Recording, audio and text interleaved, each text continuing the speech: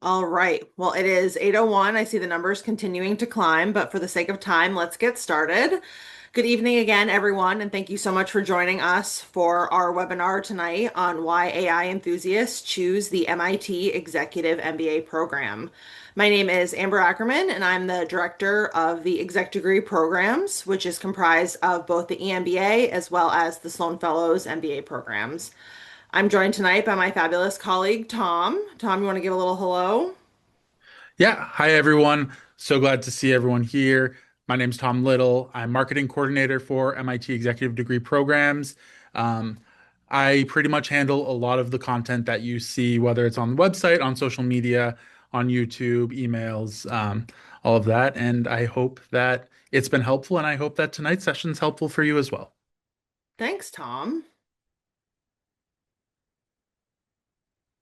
All right, so a high-level agenda for this evening. I'm going to start with a quick intro to the MIT EMBA. I will then pass it to Tom to talk about AI at MIT, and then most importantly, we'll be sure to save time for a panel discussion featuring some of our alumni and current students. If you want to start thinking of those questions, please feel free to put them in the Q&A feature, and we will answer them either typed or live as we go through the presentation. All right, so let's talk about the MIT EMBA. I cannot start talking about the EMBA program at MIT without first talking about the mission of MIT Sloan, which is to develop principled, innovative leaders who improve the world and generate ideas that advance management practice. The mission of Sloan is central to almost everything we do. We're going to ask in the application how you relate to the mission. And when you come onto campus, the building where the classes are, it has the mission written on the wall. And so, since we're so mission driven, we've heard some feedback over the years of, well, how come the EMBA program doesn't have its own mission? And well, now we do. So, the mission of the MIT EMBA program is empowering and connecting leaders to redefine our shared future. And as we go through the presentation this evening and you hear from our panelists, hopefully that mission also resonates with you. So, looking over the 20-month experience that is the MIT EMBA, I want to highlight a few things.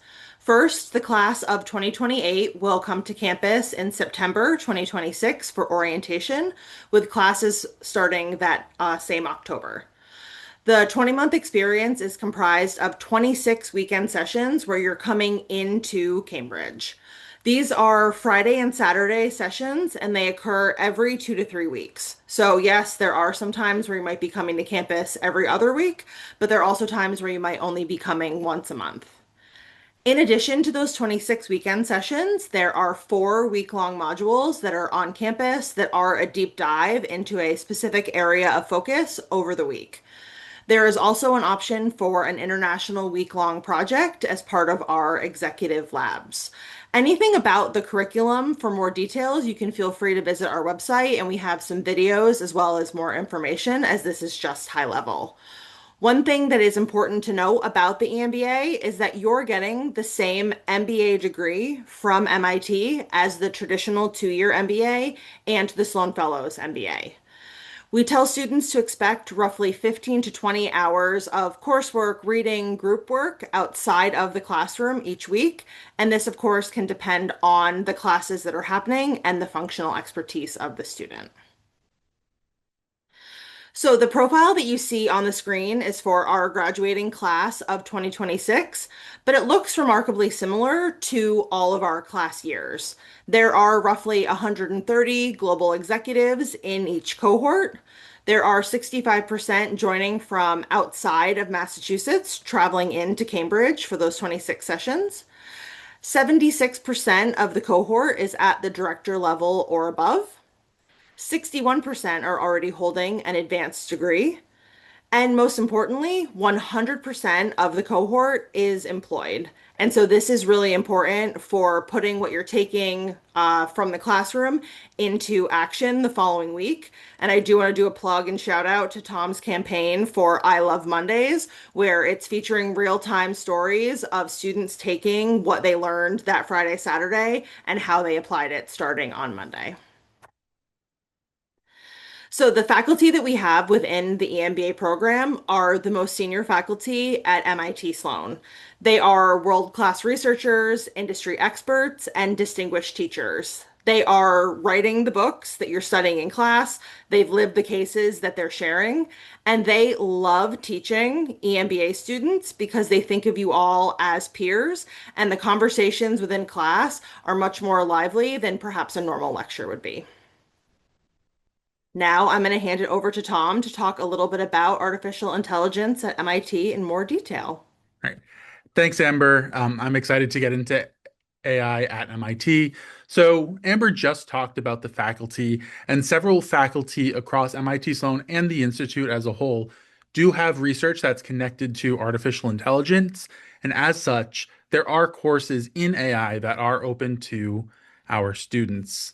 So, while most of the program is lockstep, each January, EMBA students, as well as SFMBA students and alumni from both programs, are invited to choose from about 20 plus different electives, and some of which are focused on AI topics. The courses you see on this slide: AI in money, deploying AI in the corporation, AI in finance, AI governance and ethics for business leaders, and prescriptive AI, the optimization edge. These were offered this January at the beginning of the month when we had everyone on campus. And we do cycle through courses during this period and add new courses each year so that when you're invited back as an alum, you'll have course options you haven't taken because we do want you to come back. We have EMBAs from our first cohort who do still come to electives. And as such, we can't guarantee that all of these courses are offered each year. And while these AI electives are offered in the MIT EMBA schedule, there are courses offered at MIT Sloan and MIT that you have access to as a student of our program. The caveat being you have to attend in person during the week. So if you're traveling to campus from out of state, it will be hard to fit this in your schedule. So before committing to any of those courses, you do need to make sure you can attend. And aside from courses, MIT has made it a point to do AI research. And these departments, labs, centers, and initiatives are some that work with AI.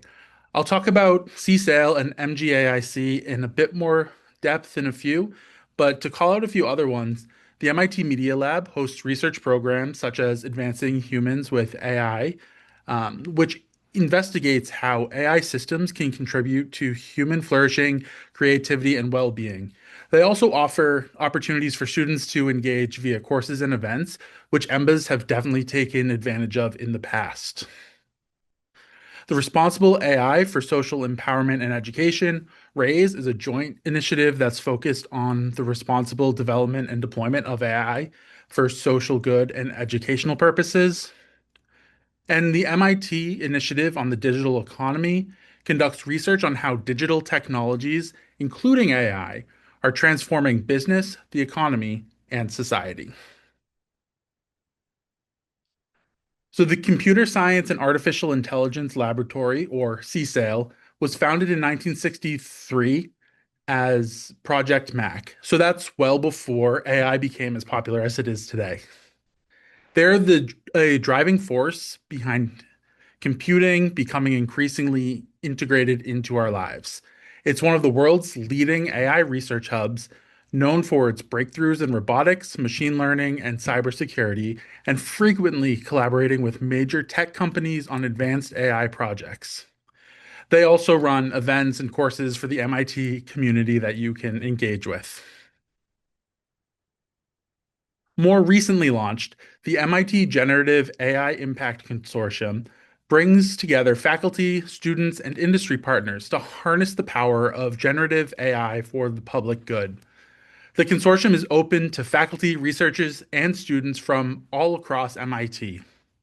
Projects span disciplines and domains, from developing new generative models and applications to investigating ethical, economic, and social impacts. All of the projects aim to produce open source results and real world impact. There are also multiple MIT Sloan professors as part of its leadership team.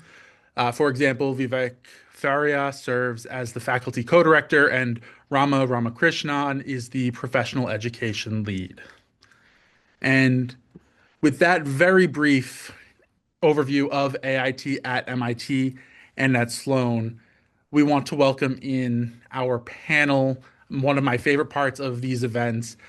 So if you have any questions for us or for panelists as we go on, just a reminder to please use the Q&A function and we will try our best to get to all of your questions.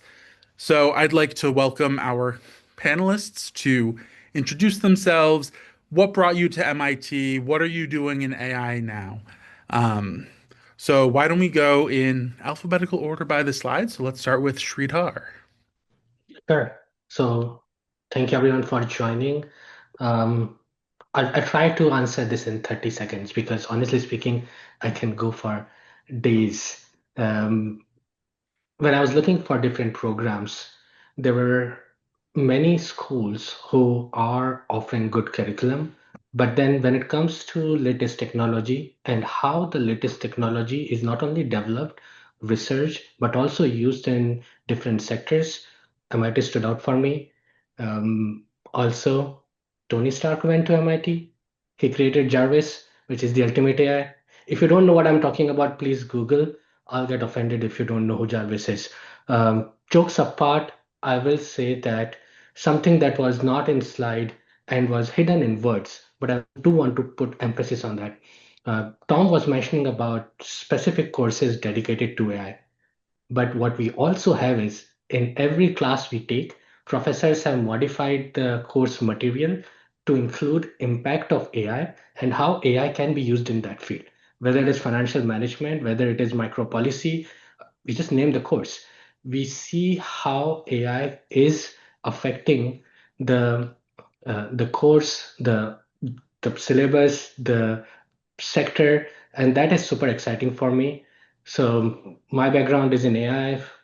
I've been using AI from last 20 years when it was not sexy from that point in the lab. So after coming to MIT, it felt home because you find the geek, nerdy people who want to do great in the world, but at the same time, you find these principal leaders who know how to create the impact at scale.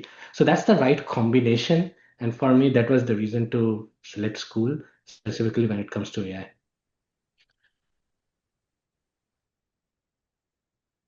Thank you, Sridhar. Oli. Hello, everyone. It's always a pleasure to be coming to MIT. I call it the gift that keeps on giving. It is such a wonderful community, and I could go on and on, similar to Sridhar, what's the reason why I chose MIT and why is the best program for AI. I'm going to fundamentally say what AI is the current revolutionary change that is impacting the various aspects of technology, industry. And what this program will prepare you is to lead such change, to be at the forefront of such fundamental technology shift, industry shift, and do it in an ethical, responsible, and impactful way. So this program does live its mission and does train leaders of deploying any type of change, including AI. And it is one of the most technical programs. So it's not just Sloan. You could also take courses at MIT while you're at Sloan. So at the time that I attended, I was working for an automotive company, and I took deep learning and neural networks for self-driving cars. And I interacted directly with industry leaders that were at the forefront of invention of and designing this neural network, inventing and coming up with it was all the any startups that you can, starting from Uber in the services side to Aurora to Nutonomy at the time. So all the CEOs and founders came and interacted directly with the students.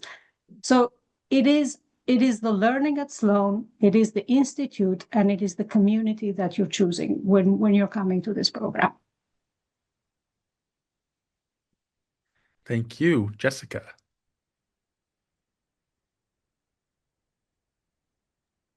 Sorry, technical difficulty unmuting.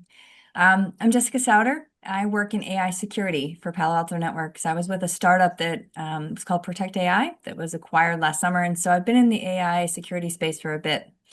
When I came to choose where I wanted to go for grad school, I was coming out of the government shortly before that. I worked in the intelligence community. And I really wanted to find a location where I could focus on a mission where others around me were mission oriented. When I showed up for preview day, which is something that they do at MIT, I was amazed by the spirit of not just the professors, but the students around me and the alumni that they brought back to talk to us. And just the humbleness of that particular group of people really resonated with me, as well as the emphasis on mission and hands-on learning. And that's sort of what caught my attention. And so at MIT, you've already heard some of the incredible focus we do on AI. And I think Ollie really nailed it too. We do hands-on learning, and we had the opportunity to learn from the MJAIC, what do you call it, MJAC, Tom? The professors who actually taught us hands-on deep learning courses. And so it wasn't just that we were learning about AI and we were using it in the classroom. Some of us were already working in it, and then we actually learned how to code and how to create models through our coursework with our peer group. And so when you're thinking about business school, you're going to find that there's many programs that look at cases, and we do use the occasional case, but a lot of our work is cooperative and hands-on, and it really stretches you and pushes you to grow and actually be the doer, so that when you're the manager, you understand what those doers are thinking, how they're conceiving of problems, and to include in the AI space, which I thought was remarkable to bring individuals who'd never done that kind of work before to the level that we were at in a very short amount of time. I would also want to throw in a plug for the international program, the international week called Go Lab. That was particularly appealing to me. I used to travel a lot, and I wanted to be able to apply my skill set that I had from the federal government to the business world, and we had that opportunity to do so in a very prestigious placement, where now we're still engaged with that company, even a year after we did that trip, talking to them about using AI in their platform in a very unique way. And so just want to make sure you really take in the opportunity, as Ollie said, and so did our other colleagues, to engage with companies and to do things in a hands-on way and grow, not just as a professional and a manager, but as the doer, and to have both perspectives. Thank you, Jessica. And you don't want to know what I call MGAIC. I always want to call it magic, which it is unfortunately not. But yes, the MGAIC. So we do have a question from one of our attendees asking how an EMBA student can get involved with any of these centers like CSAIL or MGAIC or any of the several other opportunities that we have on campus. So if anyone wants to start talking about like different resources or parts of the ecosystem you were able to interact with while on campus and how you sort of went about that. I can take that. Go. Go ahead, Ollie. So I alluded to a particular class, the neural network self-driving class that I took during the program. I just want to also note that this is a community for life. So it is not just the timing during the program, but you could stay involved and engage with Sloan and the Institute. I personally keep taking advantage of that, and I'm one of the frequent visitors at Sloan and the Institute. I'm engaged with the Media Lab, I'm engaged with the partnerships, and any aspect of what MIT has to offer. It is such an open community, very humble, incredible leaders that are willing to spend time with you. And every time I go in, I learn a ton. I go away invigorated. So it's my recharge. It's my recharge time. So there are many opportunities. It's like drinking from the fire hose when you're coming in to do your MBA. So you really have to prioritize, because the program is no joke. However, this isn't a program that will part ways with you in 2 years' time.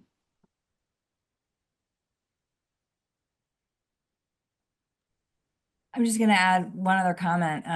We spend the second week when we do Idea Week, I think, and it's in the spring of your first year, and they actually have you out engaging with different labs on campus. And while a lot of those labs aren't necessarily AI driven, that sort of gets you going. And if you take advantage of the opportunity to stretch your legs on your own and engage across the community, most everyone is responsive. They really want the business knowledge that we have to bring to the table. I found that everyone was approachable. No one looked down upon me because I had a liberal arts undergraduate degree, and now I was a Sloaney. Rather, it was like, oh, you do this stuff that we don't do. How can we operationalize or commercialize what we're learning and doing in this lab here? So I guess some of it is self-driven, but I found everyone to be very receptive to that, and they still are, as noted. This is a lifetime community. As long as you continue to plug into it, it will give back.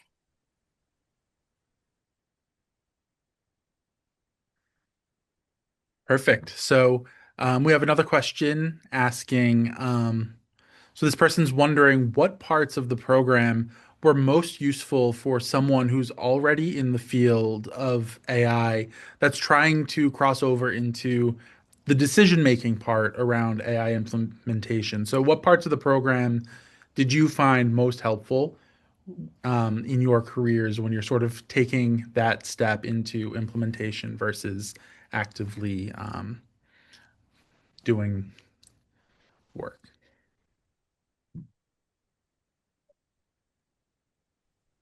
I think some of the coursework we do both on organizational process and process problem solving would be very helpful for that. Like, we learn to go and see problems and explore them up close so that we can understand how to fix them.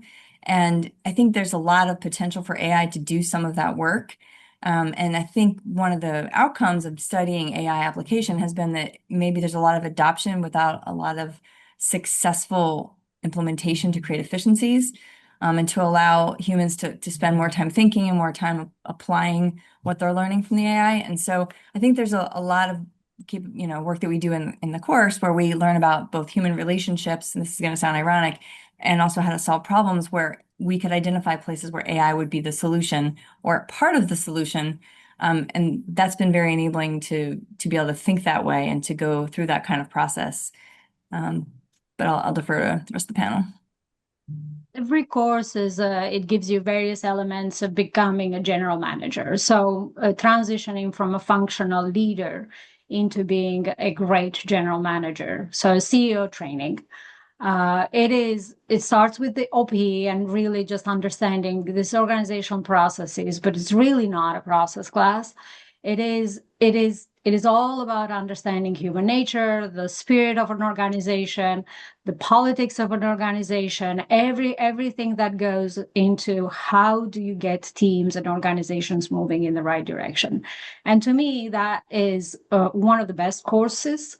But it's one of the best courses, but I'm not going to stop there because every course is one element of that bigger picture. I considered my experience transformational, and it did. I come in from being a chip designer, very strong functional leader. I was a practitioner of AI and technology, a technology leader, and I came away as a business and technical leader and able to lead enterprise transformation. And every course has its impact. The strategy courses, the decision-making through data, the finance courses that gives you, I have no more fear of seeing numbers and P&L spreadsheets because of the accounting courses that we have taken. I feel very confident making investments because we've studied how to think about investments in a strategic way. So it is the very program that trains CEOs.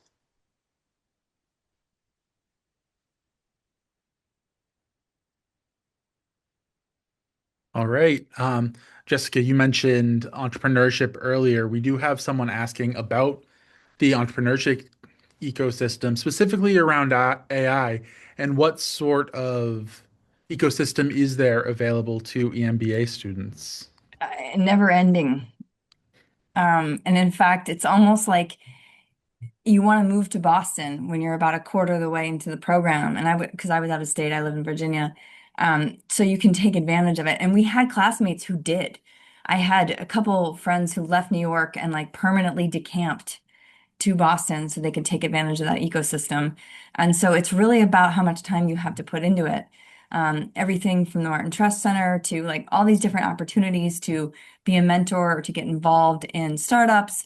A lot of it's AI focused, or a lot of it's a combination of applied AI and some sort of physical or mechanical or deep technology. You're in the heart of Cambridge. The engine's right down the street. Lots of very neat venture capital around, and as well as labs and robotics companies just that you don't even know are there.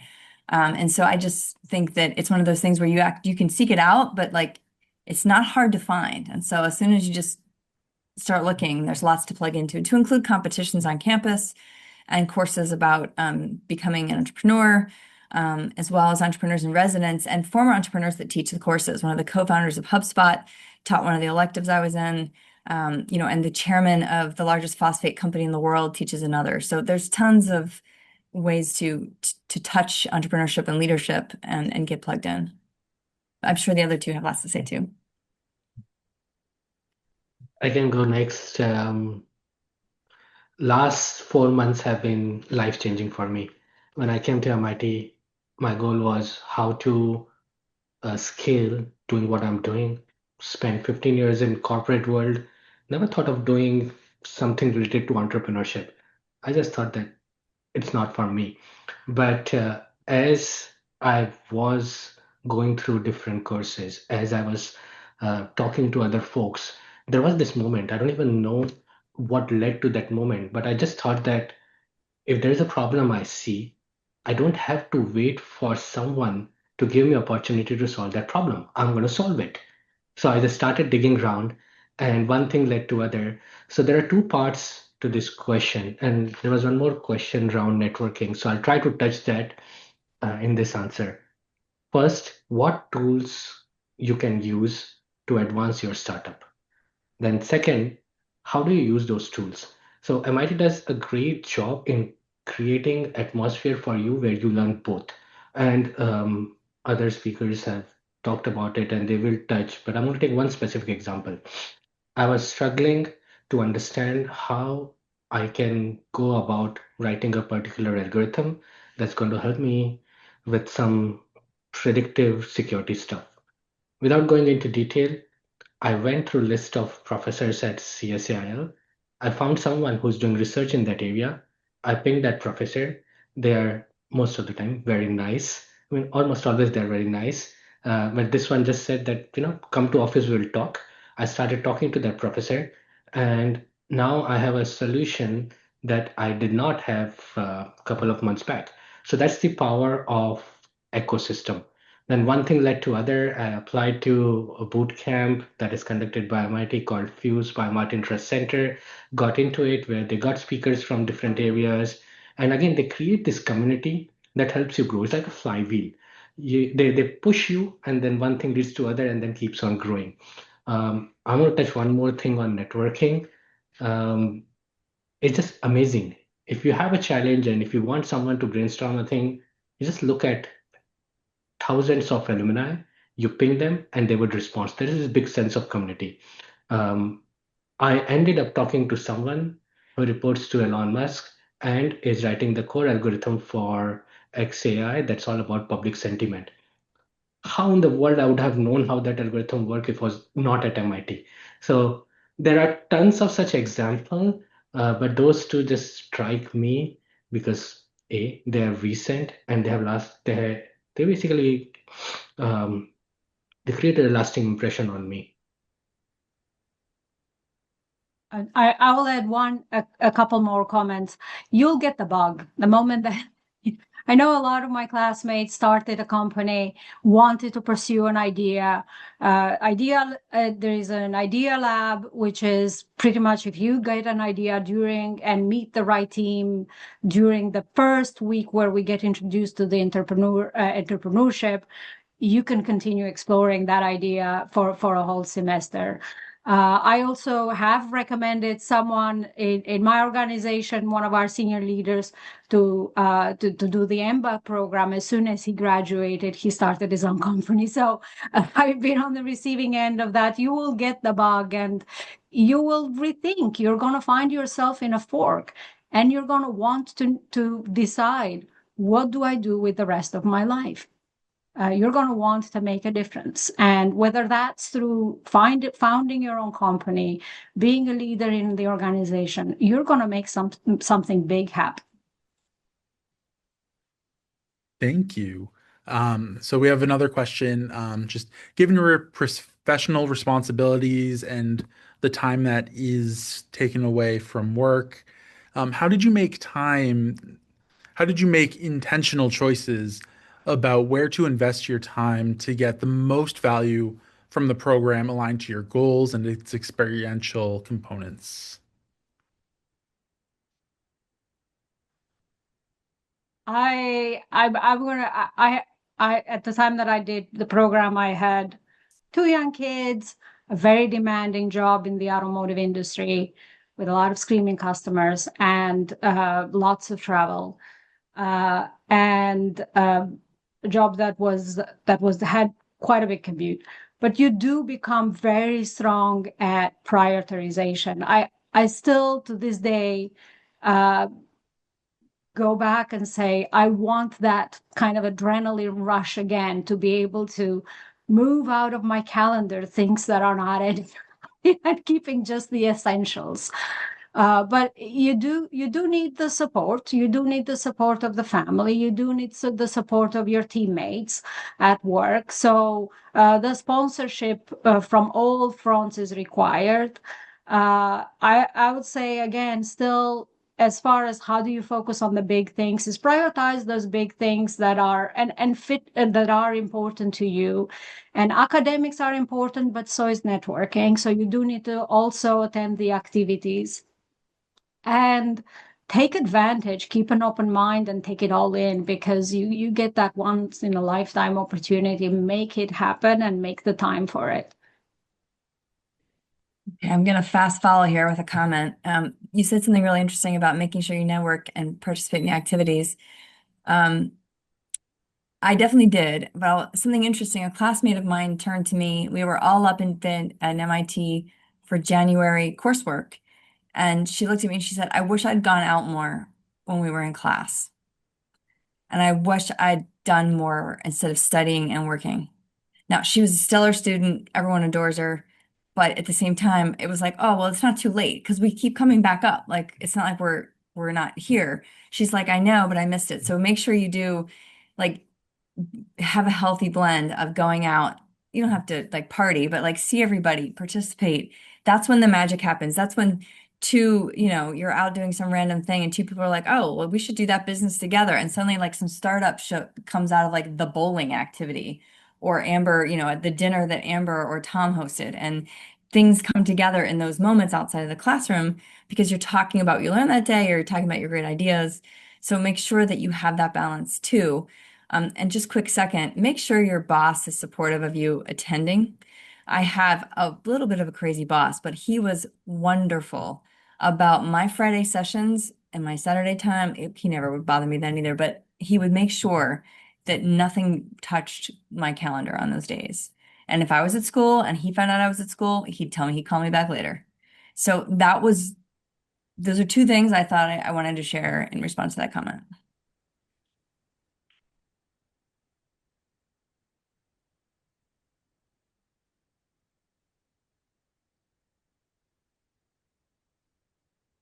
All right. So we have another question sort of related to that. And Jessica, you did touch upon it with your boss, but how is the core block sort of managed with a full-time job? And if you have any sort of specific suggestions for success in managing both your job and work, aside from getting that employer support, which is a requirement on our application. You do need a letter of support from a supervisor or someone who can sponsor your time away. So, what other sort of strategies did you all employ to make the most out of this experience while also not falling behind at work? I'm going to say this that the learning actually is very apparent, and you do get an accelerated, you become far more effective at your job. So the learning, the teaching, the action learning is real. So the homework and the project actually force you to be far more effective leader at work. The time away is what you need sponsorship. And you also need that sponsorship because you need access to be able to take those projects and really apply, and the organization gets the benefit. I know that there is a template for getting sponsorship from your employer, and my employer did get a lot of benefit. We started a whole new product line out of the OP, starting with the OP and then the OLab and all the projects that I took all the learning from MIT and brought it to my employers. So the employers do get benefits. The program invites your bosses at school, so they get to experience what you're learning, and they also tell them that they have to take care of you, otherwise you'll leave them. So all that learning will walk away.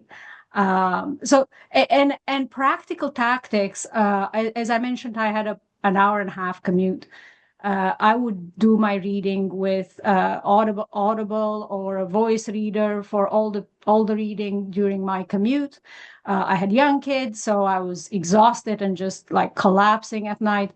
But I would go to MIT every weekend, and like I would block 5 hours on Saturday, 6 hours on Saturday, and do the homework. So again, every schedule is different. You will find what works for you. Do ask. It's a very strong community. So if you don't suffer alone, if you're struggling, do voice that, and there is always teammates and a community that will help you get through. Not every moment is a stressful moment, and sometimes work takes priority, sometimes school takes priority, sometimes kids take priority. So everything will be the most important thing you do at a time.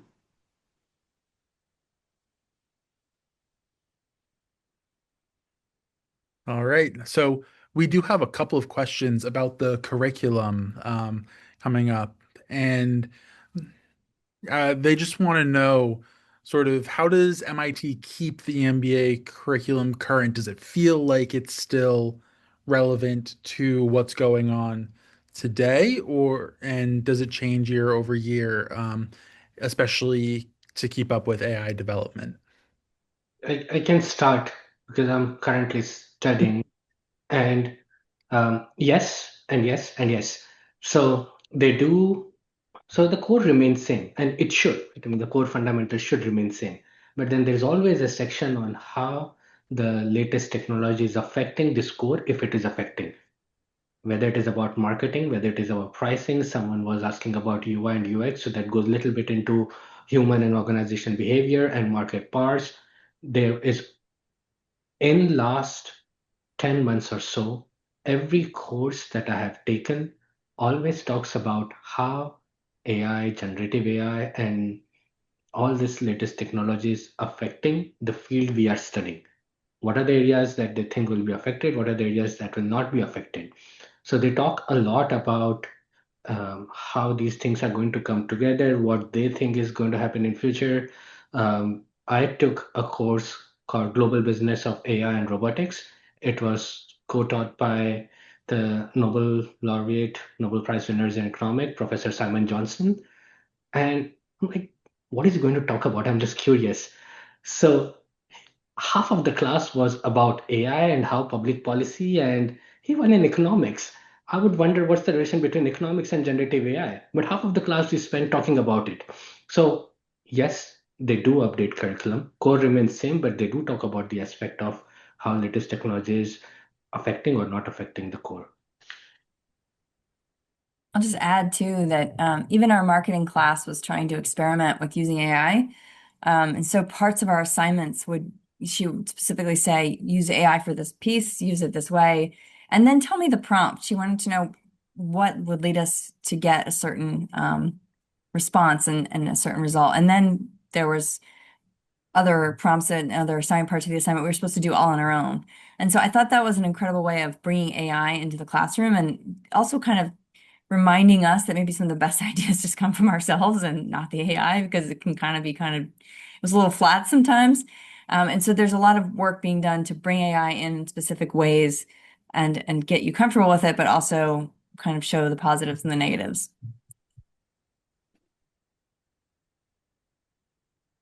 I will say, working in marketing and experimenting with AI, I do understand that same sort of problem there. So we're running out of time, and just we'd like to end each of our panels with the same question. So from each of you, maybe going in the same order as the slide again, what's one piece of advice you have for anyone on this call who's interested in the MIT EMBA?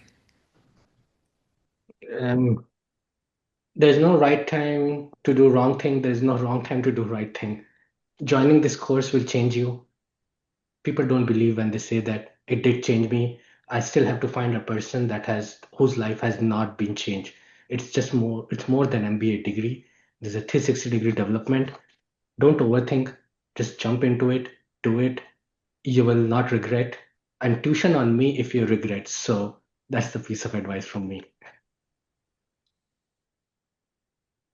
Thank you. Oli, do you want to go next? Yep. I first of all, the advice is apply. So I'd say jump in, just do it. The experience is transformational, and I'd call it it's it's not just the hard skills, it's not just what you learn because you learn a ton, but it's also inside out transformation, leadership transformation, and how you think, how you act. The peers are extraordinary, and it's just that community that really shapes you. And it's a community that you hold forever. So you couldn't make a better decision. I have to echo what's already been said, but also say yes to new experiences. And just like applying and say yes to new experiences when you're in the classroom, yes to like standing up and doing a debate if you've never done a debate, or working with peers you haven't worked with, or doing something different that's outside of your comfort zone. Everybody tried to do that in some way as we went along, I think for the most part. And that was not only transformative, but it changed the course and the trajectory of several people in our class. And so an exceptional way to really experiment and to grow and to try new things. All right. Well, Sridhar, Oli, Jessica, thank you so much for your time tonight. You were fantastic as always. Now, just a couple of housekeeping things left. Our application is open. We have had some deadlines pass. You can see a QR code here that can take you to the application. If you want to take a glimpse, we do have a deadline coming up next Thursday. But after that, we do have 3 more deadlines too. So if you can't make it by next Thursday, no worries, you're not late. We do admit people from every round, and we will also be accepting applications until June 1st and reviewing as space permits as well. So if you miss that final deadline, there is still hope there. We also have some upcoming events. Again, there's a QR code there to scan so you can see all of our events and register real easy. Just to call a couple out, we do have a LinkedIn Live coming up on Tuesday, all about entrepreneurship, which I know we got some questions about today. So I'd suggest checking that out. It's going to be with one of our alums, Mick Oppie, who actually founded a fintech company. So we hope to see you there.